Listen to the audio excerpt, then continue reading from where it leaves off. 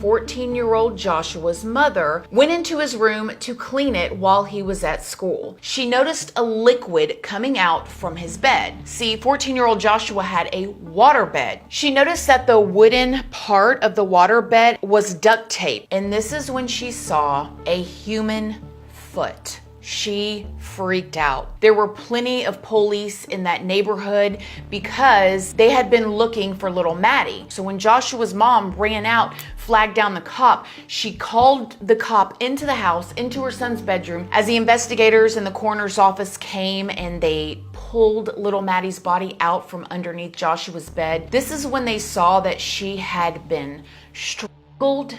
She had marks around her neck, she had stab wounds, and she was nude from the waist down, other than her socks. They took her body in, they got their information together, and they went over to the Clifton's house to let them know that they had found Maddie. They were freaking out. I mean, that little boy and his parents had came and searched for her. The investigators went to Joshua's school and obviously got him out of school and took him down to the Juvenile Justice Center and took him into a room for questioning. And this is when he told the story of what he said at this point happened to little Maddie. He said that he was home alone and that Maddie came up knocking on the door and wanted to play, and that he caved and he said okay. He said that he went outside and began to hit like softballs and baseballs with her. He said that he hit one and it hit her in the eye and she began to scream, cry, and bleed. He took her in the house to help her and she would not stop screaming and crying. And so he hit her over the head with something a couple times to get her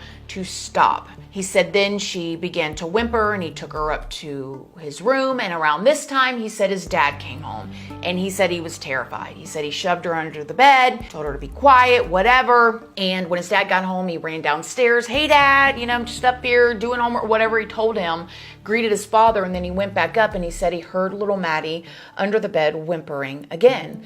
And so this is when he said he took another weapon and stabbed her to get her to stop whimpering. He said he just completely freaked out. When little Maddie's body had the autopsy done, they did say that they could not find any evidence that there was an SA, but it still makes no sense. Now, Joshua would tell the investigators that it came off when he was pushing her under the bed, right? Like her socks stayed on. It seemed that everything happened inside. What it looks like probably happened was that she was lured into the house, hit there, strangled with a phone cord, and then stabbed. It was said that she was strangled with a phone cord. At this point, he was obviously put under arrest and charged with first-degree murder. He ended up going to trial the next year in 1999, and he was found guilty.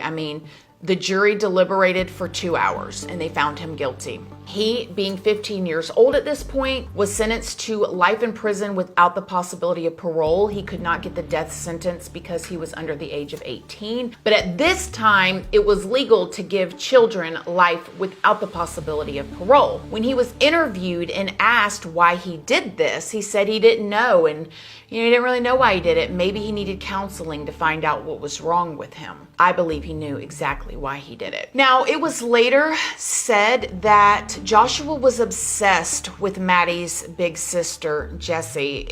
I even seen things that said that, he had a picture of her that he stole in his room. He was possibly wanting to get to Jessie when he got to Maddie. He was being exposed to things of a nature as a young boy and after, whether it be something he seeked out, whether it be something that he saw his dad doing and then he went and looked at. Now, we see this happening over and over again. I wish that even as a community, we would take these things so much more seriously, because exposing children to things like this at a young age changes them. There's so many cases like this. So if you're a parent, take that kind of stuff seriously. So in 2012, Florida, I believe it was, or I don't know if it was the whole country, nevertheless deemed that you could not sentence children to a life sentence without the possibility of parole because it was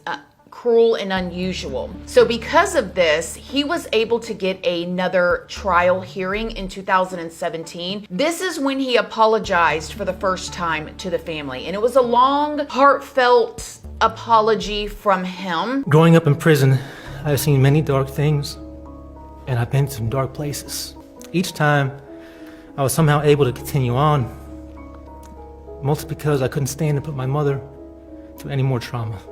She's been through enough. There were times that I was angry at her because I couldn't end my pain because of her love. Yet now, I'm eternally grateful to her. I wish to God that I could have known this or understood it when I was 14. Had I then, none of this would have come about. I had no clue what life meant, what death meant, nor the depths of suffering that could follow one act.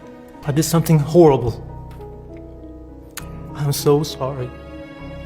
I'm so sorry for what happened. Even now, after all these years, it is just unfathomable that all this could have occurred. But not a day goes by that I don't think of what led me to where I'm at. Not in prison, but in life.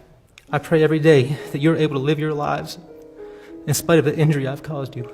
He said he's done many interviews over the years, and he said that he didn't want to apologize to them via letter. He always wanted to do it face to face so they could see how sincere he was. And his mother has fought for him this whole time. His mother has gone to see him almost every single week for all of these years, and she has fought over and over and over again to get him released. Maddie's mother and father, Sheila and Steve, they were married for 25 years, and they finally divorced because of the toll that this took on them. You blame yourself, you know. Did the mother think, oh, I just shouldn't have let her go out this day? And especially with knowing that she was across the street under the bed for the 7 days. After 25 years, they just couldn't get over it and make it work as a couple, although they do seem to get along still for the most part. Then you have to think about how this affected Jessie, the 11-year-old sister. Probably heard her parents either having arguments or disagreements or struggling, seeing her mother cry or father cry, you know, wondering if it was supposed to be her since Joshua was obsessed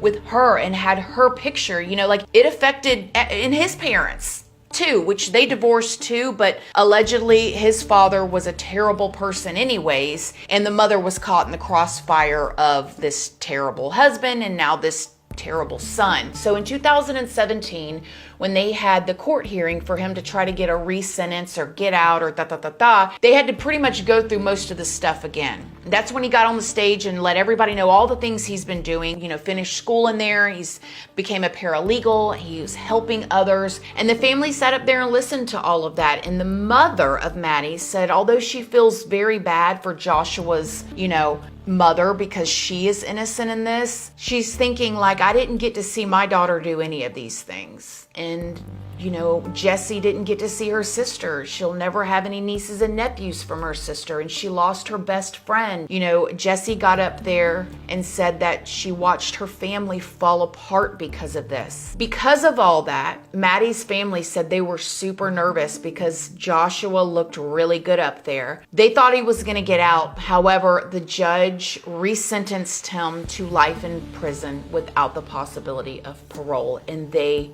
were so relieved and so happy. I actually saw Maddie's mom say, you know, I'm really happy for him that he's getting to do all these things or whatever, but at least now I can sleep at night, because she is convinced, Maddie's mother, that if Joshua got out, he would be coming for Jessie, because she believes it was always about Jessie. It was never about Maddie. That's just who he was able to lure in the house and get. You know, when I listened to his apology, at first I felt a little bad. Like, okay, he was 14, he did something horrible, he's changed his life and all of that. But then when I listened to the family again, I thought I saw it in a different way. And also the fact that he's never actually really told the truth about what happened. I mean, what he said happened did not line up with anything else. I think it's obvious probably what happened, in my personal opinion. And he doesn't want to admit that part because it seems even worse. I think he got obsessed with things of a nature and he wanted to act it out. And he couldn't get to Jessie. And so he took this little girl in, and I think he took her to the house and he wanted to do these things, and she probably screamed, freaked out, maybe hit him, bit him, whatever. Somehow, some way got the bottom of her clothes off and left her there, and then was spraying air freshener. It's disturbing. Hopefully he can do all the good that he wants to do from sitting in there where he's safe and other people are safe from him.